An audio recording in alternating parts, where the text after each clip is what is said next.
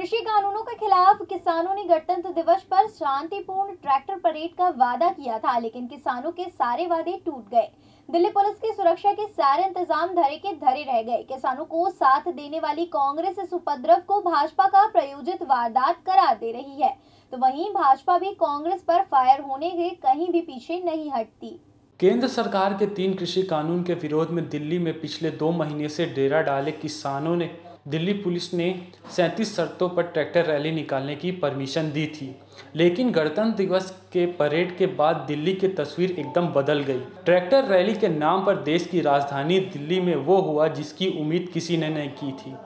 Tractor पर चढ़े हिंसक प्रदर्शनकारियों ने रास्ते की रुकावटों को तोड़ते हुए दिल्ली के केंद्र आईटीओ तक पहुंच गए और सारी बैरिकेडिंग तोड़ दी। रास्तों को रोकने के लिए जिन बांसों को खड़ा किया गया था उन्हें ट्रैक्टर से धक्के मारकर पलटा दिया गया और प्रदर्शनकारियों ने जमकर तोड़फोड़ की। उनके हाथों में कभी डंडा दिखा तो कभी हथियार। बात और बिगड़ गई जब इन किसानों ने लाल किले के परिसर पर तिरंगे की जगह धार्मिक ध्वज लगा दिया। अब दिल्ली में हुए तांडव का असर अब छत्तीसगढ़ की राजनीति पर हावी होता नजर आ रहा है। छत्तीसगढ़ कांग्रेस सरकार लगातार किसान संगठनों की मदद कर रही है, साथ ही 3 कृषि कानूनों पर भाजपा के खिलाफ देशव्यापी प्रदर्शन भी कर रही है। दिल्ली में हुए प्रदर्शन को लेकर छत्तीसगढ़ सरकार के खाद्य मंत्री और प्रवक्ता रविंद्र चौबे ने दिल्ली के दंगे पर बड़ा बयान दिया। चौबे ने कहा कि दिल्ली का दंगा सरकार के द्वारा प्रायोजित नजर आता है। सामान्य दिनों में भी लाल किले के कड़ी सुरक्षा होती है। ऐसे में 26 जनवरी को भाजपा सांसद के करीबी लाल किले के परिसर पर कैसे चढ़ सकता है, ये बड़ा सवाल है जिसका जवाब अब भाजपा को देना चाहिए।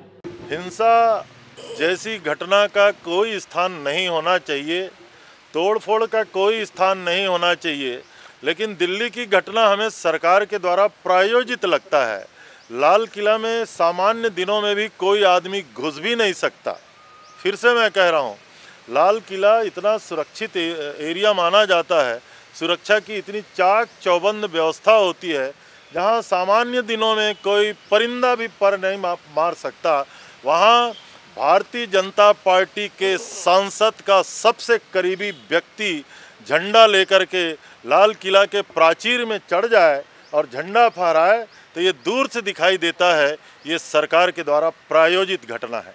मंत्री रविंद्र चौबे के बयान पर नेता प्रतिपक्ष धरमलाल कौशिक ने कहा कि दिल्ली के लाल किले में किसान संगठनों ने राष्ट्र ध्वज को नीचे फेंक कर धार्मिक ध्वज लगा दिया, जो निंदनीय कृत्य है। कौशिक ने कांग्रेस पर पलटवार करते हुए कहा कि यह तो साफ दिखता है कि कौन किसानों की मदद कर रहा है। छत्तीसगढ़ से किसानों के लिए लगातार चावल और राशन भेजकर छत्तीसगढ़ सरकार उपद्रवियों को बढ़ावा दे रही है।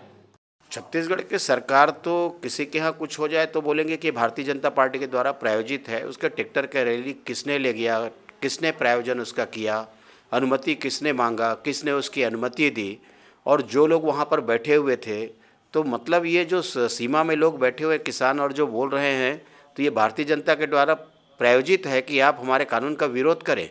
इसके पहले विचार करना चाहिए कि क्या आरोप लगानी चाहिए।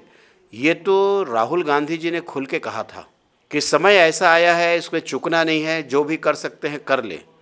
और छत्तीसगढ़ के मुख्यमंत्री उसके लिए चावल भेज रहे हैं, उनको पनाह दे रहे हैं कि आप जाकर के वहाँ जो भी कृत्य हो रहा है, यदि मैं एक लाइन में कहूँ कि जो जनता ने जो नकार दिया है और नकारने के बाद में अपने अस्तित्व बचाने के लिए जिस प्रकार के नेता लोग जाकर वहाँ भाषण दे रहे हैं, ये उन्मादी जो हुआ है, ये सब उन्हीं का पनाह का परिणाम है।